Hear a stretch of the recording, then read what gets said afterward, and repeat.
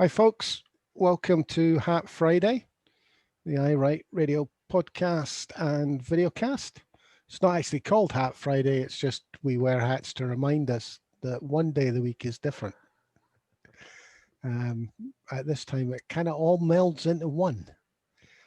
We're going to cover the press conference. John Swinney, standing in for the First Minister today. We're going to have a chat about exceptionalism. I think today as well after that. And finally, we're going to have a wee chat based around the Joe Cherry article in the National today, which I haven't seen, but Stuart's going to report on that. Yeah, well, there would be, it's not difficult to find things to say. No, and I've got Stuart Lockhead with me. Hello there. We're hoping Jimmy Hutton will jump in from the mobile studio, but he's maybe got a fare at the moment. Let's hope it's a big one. You never tell. Do you like my background? Did you notice that the bridge has been in the headlines? While we're on that, is it because of ice? Apparently, yes. It's a problem Right. with the bridges of this design. Ice starts falling off the cables onto the cars and lorries below. I thought they'd found an engineering solution to this, but obviously they haven't. No, they've come up with a cheapie.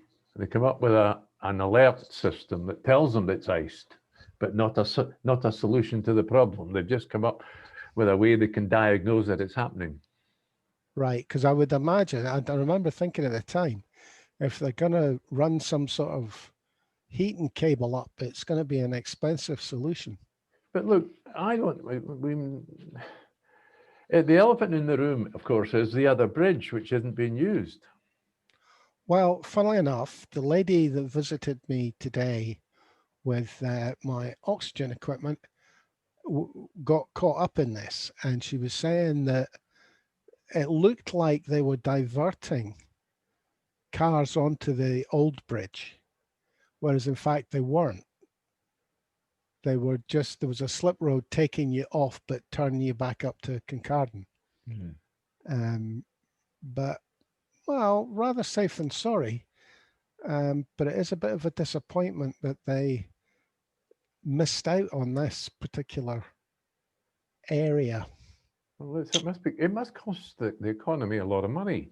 All the traffic being diverted, all the business that's not done, Anyway, hey-ho. Yeah. And it's a pity because everything else went very well with it. Yep. Right. Where are we? Okay. John Swinney stood in for the First Minister today. Yeah. And it was all about vaccines. What I think I've noticed most of all is they're getting their excuses in early if something goes wrong with the distribution of this. They're saying as long as they get supplies, they'll be able to distribute.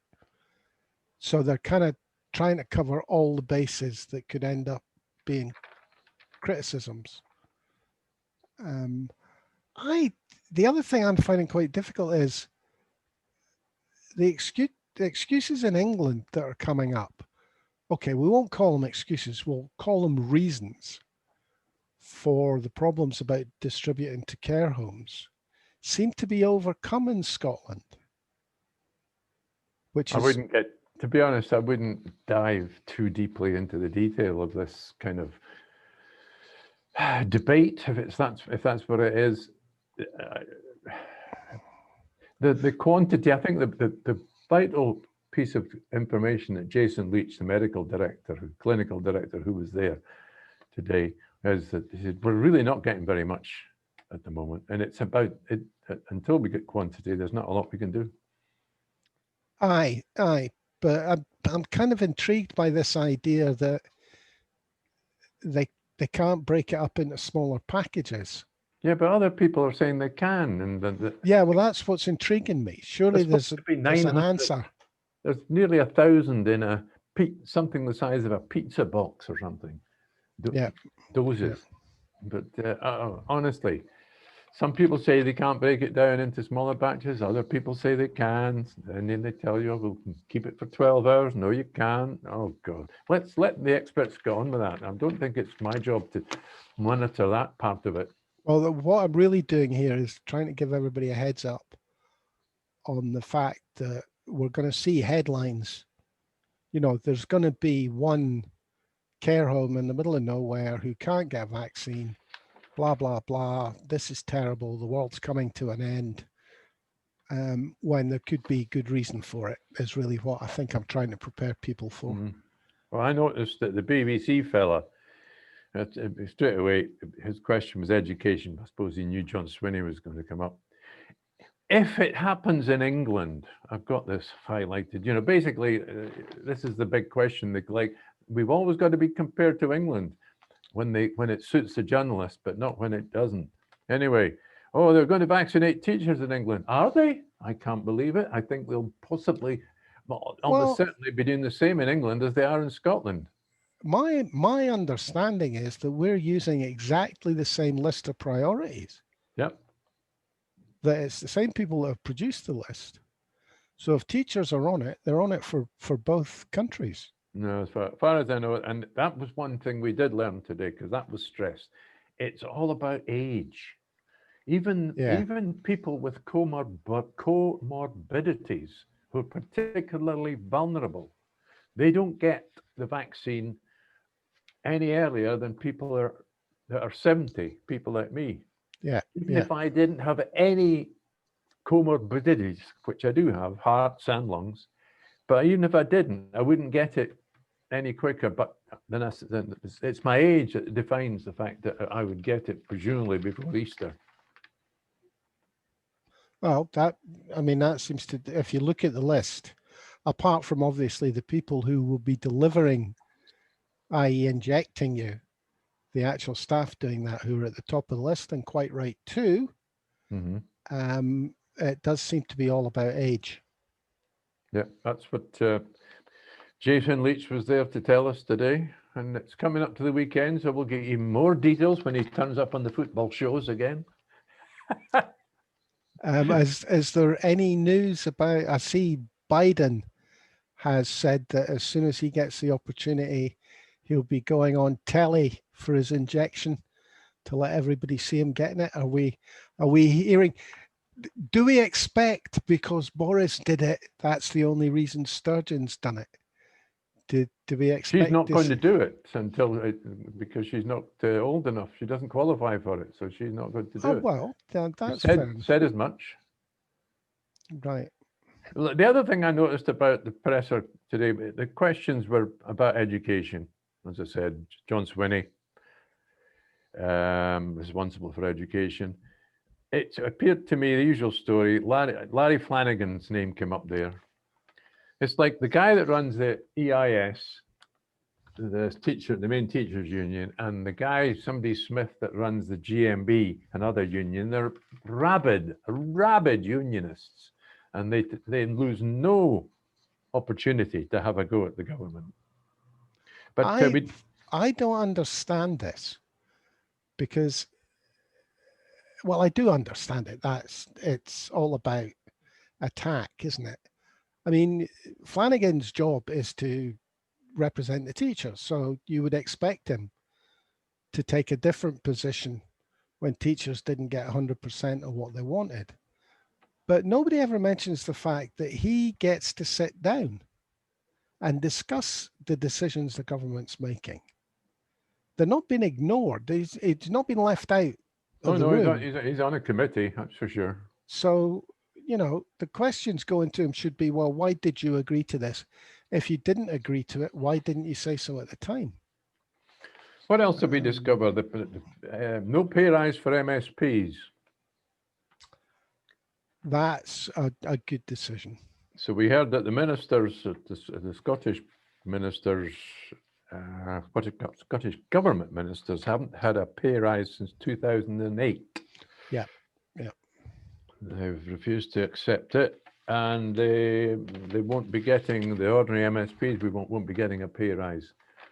Not while the current situation is going on. The other thing that on education that bothered the journalist was whether they'd be getting ordinary higher exams, whether they would be cancelled. And quite a few journalists were keen to find out, because John Swinney said he's not going to decide till mid-February.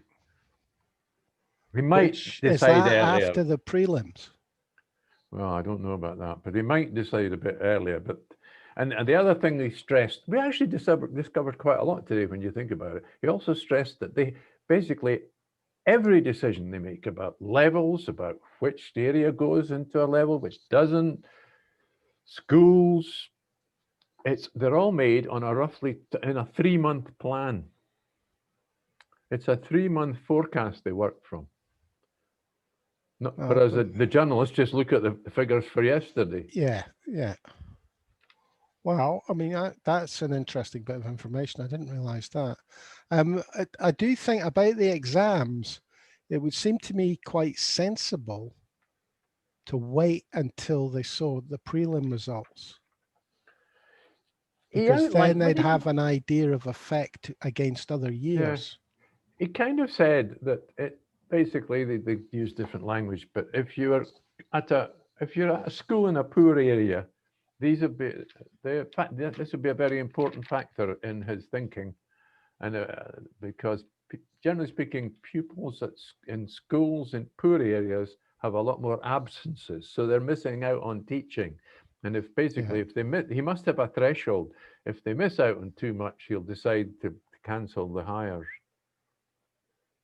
He didn't say that, but you must have one. Yeah.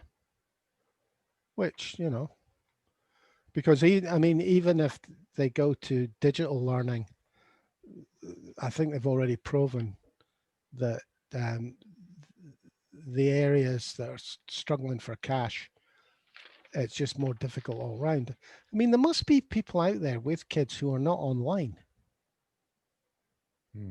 How do they do it? How do they get what they need? Well, everybody's got a mobile smartphone, of course, but can you imagine trying to do lessons on a smartphone? Well, obviously can't. No, they need something like a Chromebook at the very minimum, basically. Yeah, I think so. Right, so we haven't mentioned the elephant in the room. The one topic that really got people people excited on social media, and the Deputy First Minister mentioned it straight away. He said, just because England have produced these exemptions for elite people about travelling, no quarantine for them, it won't be happening in Scotland. So have you heard about this, Norrie? Yeah, I'm kind of between two stools on this one. If you're an elite sportsman and you're traveling all over the world to compete, the pleasure that brings to large numbers of people, I can justify that. I can say, if Celtic's got to fly to Madrid to play a game, there should be exceptions and different rules applying. I think I take the contrary view completely. It gives the wrong impression completely. When you watch these sports matches, and there's all these people wandering around, support staff, and then hardly any of them wearing masks, and they give ordinary people the impression that, oh, well, if they can behave like that, so can I. Well, I mean, I watched the rugby, the European Cup, and I was quite impressed with most of the people. Well, they're rushing up the rugby. They've got to be very close. Blood, sweat. Well, yeah. But I mean, they're totally isolated in their team bubbles and things. But, well, sports one thing, but musicians as well. I can see there being a case because that gives pleasure to an awful lot of people. And they're elite in as much as their talent makes them elite. But the outcomes are for a lot of people. Businessmen, not so much. And this is where I have my problem. If a businessman has got to travel for a face-to-face to physically sign contracts or whatever, there maybe is good reason. I don't know enough about why a businessman has to be physically in the room. But to me, that just opens the door to people who have got the money to pay for a test or got the influence, you know, to go on that list of necessary travel. Oh, exactly. Because that's what annoys me. Apparently, what's trending on social media is people saying, how do I qualify to become an elite person? Well, it'll be down to who you know, if I know these stories. Well, exactly. That just stinks. It makes me so angry. Yeah, and the thing about that to me is the kind of people who will misuse that are the kind of people that will come to the UK from wherever with coronavirus because they can get better treatment here.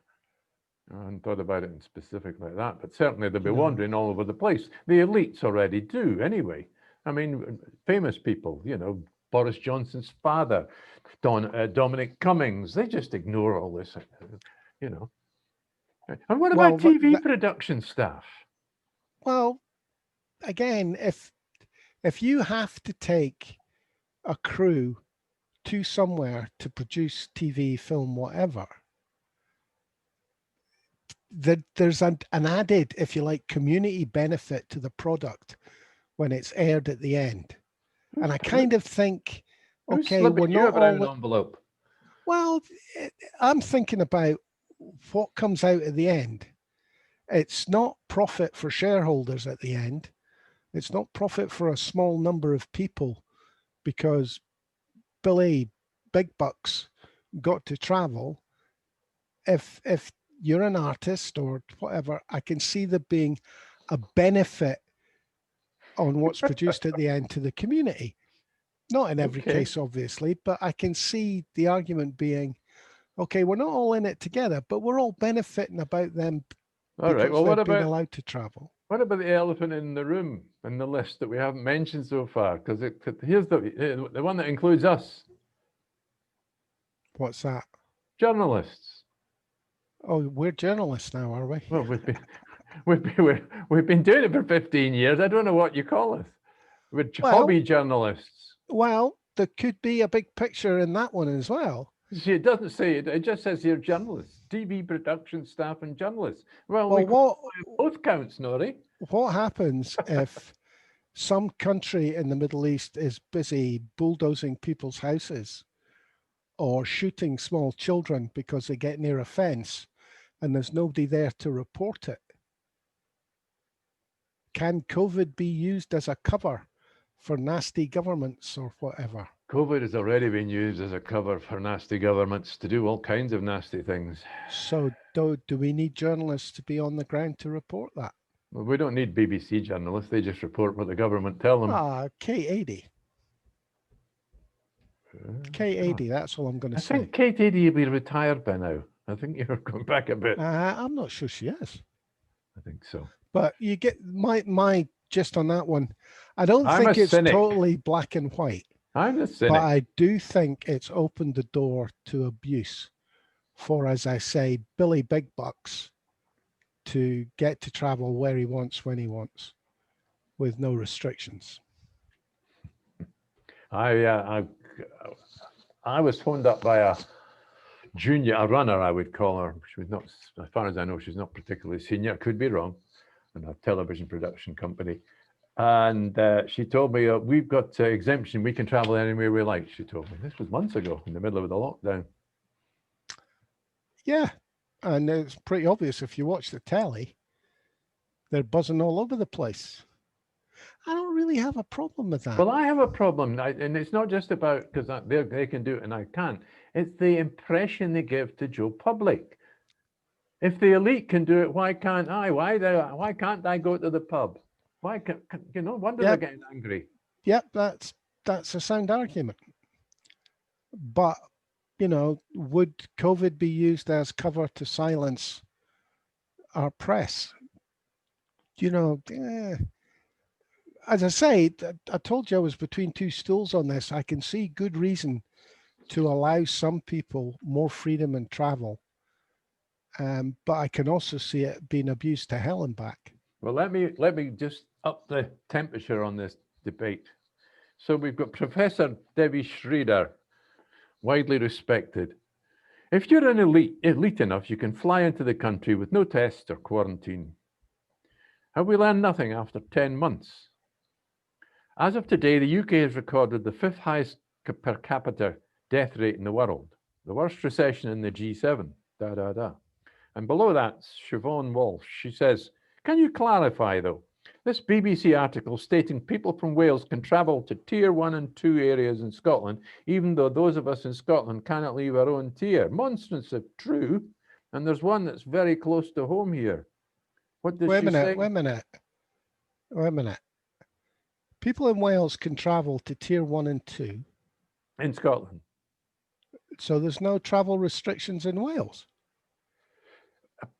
The BBC apparently, let me see if I've got the BBC quote. I didn't get everything here.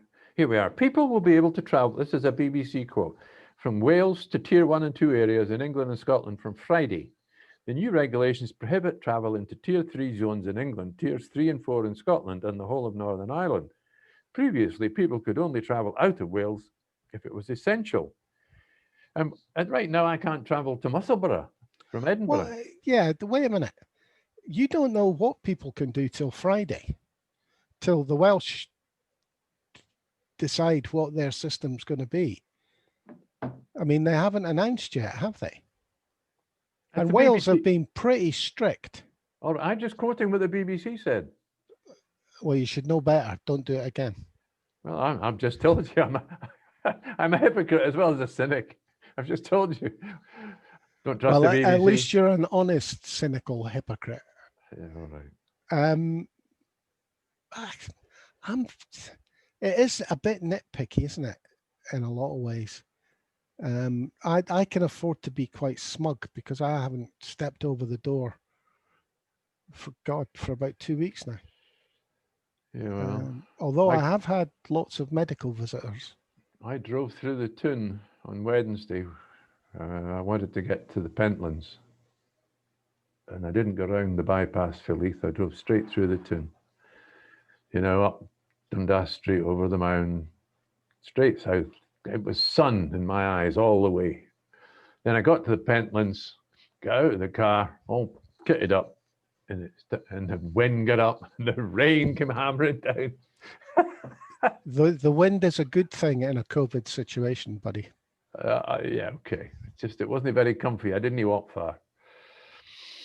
But there you go. I take it the town was quite quiet then. There is, of course, another element to this elitism. I've got a wee clip to show you here. Oh. Of Mr. Gavin Williamson. Oh, a useless government minister. Well, what's he education, is he? Yes. This is Gavin Williamson on LBC.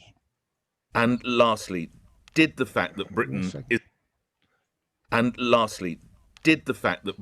is in the process of and has Brexited, did that mean we got the vaccination, a world first, ahead of the US and the EU? Yes or no, do you believe, Secretary of State?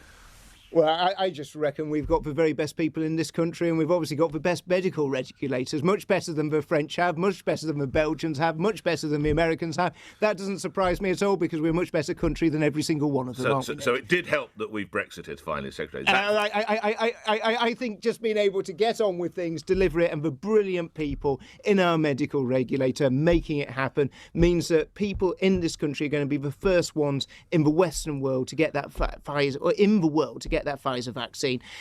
Real competitive advantage. But do you know who it's down to? It's down to those brilliant clinicians in the regulator who's made it happen so fast. So our thanks go out to them. Real competitive edge because we're getting a vaccine. How does that give us a competitive edge? This was shot down in flames 2 days ago. It's absolute balderdash. Well, apparently, under EU rules, any country in the EU could have chosen to do the same thing. They chose not to. They chose to wait on the EU regulator. In other words, the case has been made by the EU anyway, the spokespeople, that they are taking a risk here in the UK. So I'm just glad I'm not going to be offered this vaccine for a couple of months, at least by Well, then. I'm interested in the fact that he didn't say Britain. He said this country. So at some point, someone's going to have to ask him if he meant England, because the regulator is an English regulator, isn't it? Is it a British regulator? I think the regulator is a UK thing. Right. So we might. MHRA. So, well, you'll be delighted that we're the bestest regulators in the world. All right. So we've got the best regulators. And I would imagine that means we won't be cutting any red tape. Because what's the point of having the best regulators if they've not got anything to regulate? Well, I want to see Boris Johnson, Gavin Williamson, Rishi Sunak. I want to see them all on live on TV getting this vaccine first. I don't. I don't want to see them on TV ever at all. Well, before we go away from this exceptionalism topic, is anyone, can you actually buy hats that say mega instead of MAGA, make England great again? You know, like they've got these American ones. I'd be very surprised if they weren't already on the market, Stuart. Somebody's missing a trick. Need to get one for next week's show. We need a mega Brexit. What does your hat say? Because you've got a red and white that's from my angle. San Francisco. Oh, San Francisco. Cable. A San Francisco. Now, that's a different thing from a tram, of course. That's hauled along the road by a cable under the ground, isn't it? Yeah, they've got some lovely trams and cable cars. Trolley buses, I think they are, actually. Well, I missed the Glasgow trams. I saw them as a child, but and I've been on them. But certainly when I lived in Glasgow, we had trolley buses, and I still don't understand why we didn't. Well, we don't need them now. They've got batteries in electric buses now, but yeah. Well, I lucked out when I visited because they were shutting down for a refurb. So we got the last day, so we managed to get on them. They are not comfortable, I have to say. Wooden seats and all, but they look very nice. They're very nostalgic. So that was quite good fun. Should we get serious? Sorry? Should we get serious? Joanna Cherry's piece. Yeah, I think the National. Yes, I think she's actually. It's titled "It's Time to Unify and Focus on How We Win Independence." And yes, my favourite article yesterday was by Leslie Riddoch. My favourite article today is by Joanna Cherry. I don't mind telling you things, but there are things that I'm a little, What does she say? Putting together a manifesto with policies to win next year's election and also planning for independence vote that will follow. That's in the first paragraph. So she's got my vote for that. Yep. And I think we have to plan that way. That we need to plan for the SNP to win, and we need to plan for YES to win. So we have to think about that. Yeah, exactly. She does say here, we are sons and daughters of the Scottish Enlightenment. And I'm thinking, well, yes, I'm proud to be, an inheritor of the Scottish Enlightenment. But you've got to remember that it certainly didn't include women at the time. I'm not going to mention names. We, being old white men, can smile at that. John Stuart Mill, Voltaire. Voltaire? He was French.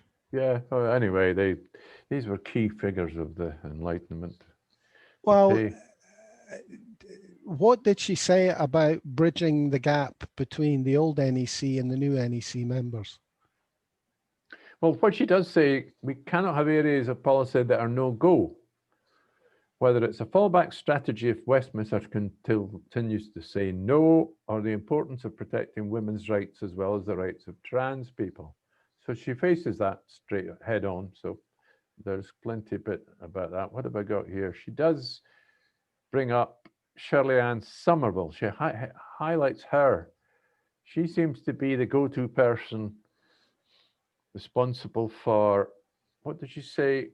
Apparently, Joanne said she went in June 2019 together with a trans woman who is a constituent I wrote to Shirley Ann Somerville and proposed that a citizens' assembly be set up to identify the problems and to work to find solutions because of the been an issue. I'm not going to, surely don't need to go into explain why it's an issue.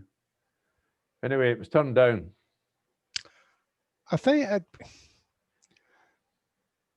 there's at least a chance that instead of going to the die in the ditch element of each argument, you know, it seems like each side goes immediately to the extreme and refuses to consider any kind of compromise at all.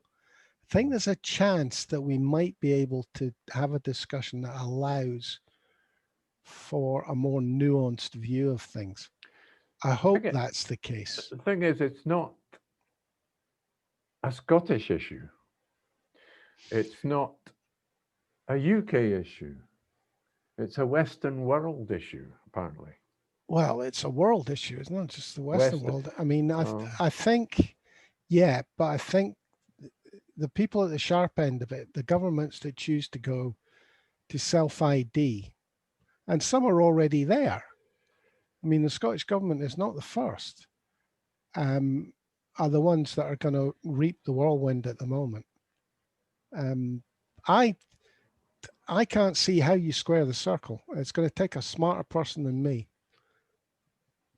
Yeah, well, she's certainly not going to turn her back on her side of the argument. And as I say, the headlines are now being made outside Scotland. The headlines are made about a report about by somebody called Kira Bell, who won a court case. Oh yeah, this is in London, and I won't go into the details because trans guy. Yeah, I'm not. Yeah, well, exactly. See, I don't. I wouldn't. I'm bound to fall foul of the grammar. Well, it's so easy to get it wrong. I'm a little bit more hopeful. I do say. I mean, I can't see how one side can win this. I think there has to be a compromise. And I think the changes made to the NEC, although it wasn't all about this issue. No, far from it. I hope that it makes everybody take a deep breath, and everybody, you know, take a deep breath and say, right, we need to talk about it sensibly and openly and try to find a way through it. Because nobody that I can think of doesn't believe trans people should have all the rights that everybody has. Mm-hmm. And nobody I can think of doesn't think women should have all the rights they have at the moment and keep all those rights and not have them undermined. But how you do that when trans people wish to be considered totally, absolutely, and completely the sex they have chosen, when physically their sex might be different to the sex they've chosen, that's difficult. And I don't want to see anybody hurt, but I can't see a way that somebody isn't getting everything they want. Well, look, it's an interesting article from Jo. She, slightly over half of it is on the trans issue, but the other third is about what she says here. Once the independence campaign properly begins, a searing focus will be turned upon our plans for the economy, trade relations with the rest of the UK, and the process of rejoining the EU. We must have clear answers on this. And she's kind of backing the Commonweal group because that's who supported her, didn't they? And Commonweal is really the only think tank that's doing work on this. Well, you can't really talk about Commonweal and this issue without going to the news about YES ALBA. They've now published their committee. What do they call it? Steering committee.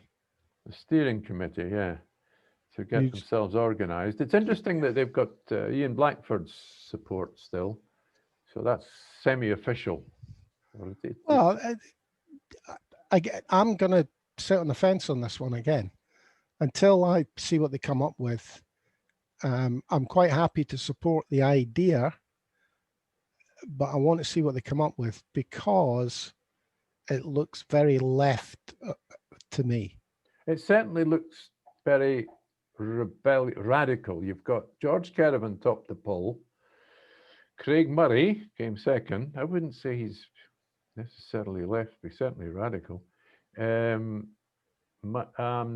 AUOB's Neil Mackay came third, but he would only just outvoted Angus Brendan McNeil.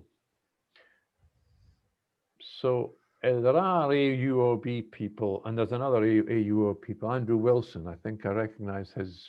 I think I can put a face to him from the conference they had the other week. There's a lot of women on it as well, is there not? Sheena Jardine, Suzanne Blackley, Mariana Clyde, Charlotte Ahmed, I recognise those names. Lynn Middleton, Gillian Mayer, Linda McCorrison, and Carol McNamara. Well done them. Is it 50-50? I've no idea. I did notice when I went through, although I don't recognise many of the names of the women, I was delighted to see there was as many as there was. I think the women's vote is going to be really important to us this time. Well, there aren't any women in the top four, but I suppose that was just a vote. They're not necessarily. Well, yeah, and at least they're now somewhere where their profile will get more light shone on it. Hopefully, their spokesperson will be one of those women. So there is movement. Anyway, that's something. Yeah, as I say, I will probably not disagree with much with them being of the left, but I think I'll wait and see what they come up with. It worries me a bit about George, because George does see Indy as a bandwagon for his left-wing position. Yeah, well, we need a counterbalance to the Growth Commission and their acolytes, really, to be honest. So I wouldn't disagree with that, but he is a not terribly reconstructed. It'd be interesting to see Marxist. if we got a debate between Andrew Wilson and Andrew Wilson.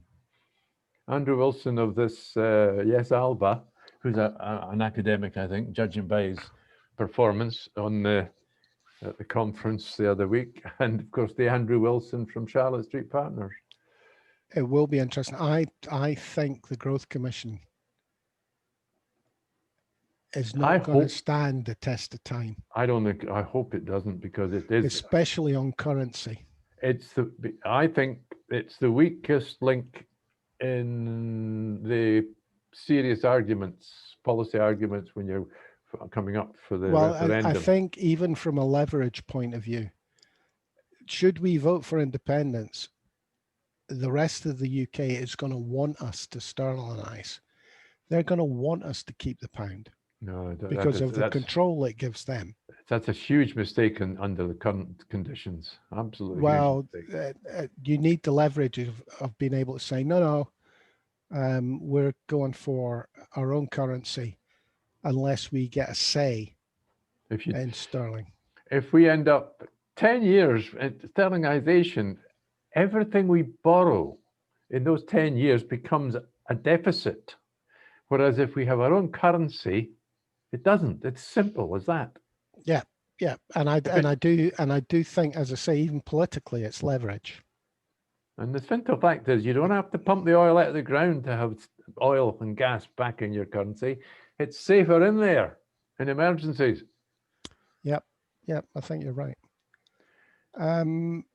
So I did ask, and I don't think we got to the point. Does she talk about building bridges, Joanna? Let me go back and have a look. What does she say? Or is our only sort of reference to that the idea that the debate can be opened? Let's pull together and stop tilting at windmills.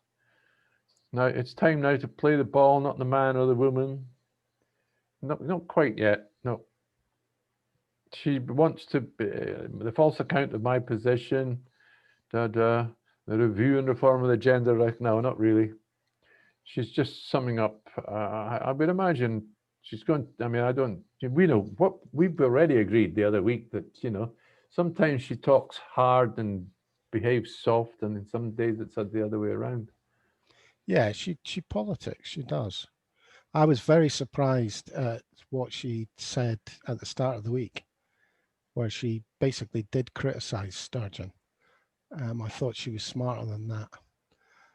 Well, as I've been saying, since the NAC results for the elections came out, I hope that the winners are generous. I noticed that the losers have shut up. I haven't seen a lot from them at all. No, since Alan Smith's piece in the National. I think they had a double foot shot. They shot themselves in the foot twice. There was that ridiculous letter, apparently fake letter, apparently signed by 700 people who didn't sign it, which could almost certainly swayed the votes for the NEC. And then there was Alan Smith's reaction to it, and the reaction was incredible. So the two big mistakes this week from that quarter. Well, I would imagine Alan Smith got a bit of a fright when the, shall we say, informed social media cut him to ribbons over that article. I actually genuinely believe he thought there was more support for his position than it appears there is. I watched him yesterday. He had published a clip of him in action in the House of Commons yesterday on a topic which had nothing to do with Scotland, really. I can't remember even what it was about. Was it not about the international business trade? Yeah, the business. Japanese trade. All right. He was very, very good taking Liz Truss. He completely took her to pieces. Well, I think he's going to spend a bit of time, or my view was after the article, he needs to shut up and just spend a bit of time on showing people what he's good at. And he is good at making speeches. Do you remember his Keep the Light On speech? Oh, yeah. In the European Parliament. He throws in all these Latin and, Greek references, a bit like Boris, but he actually sounds as though he knows what he's talking about, unlike Boris. Well, I think he needs to do a bit of saving himself.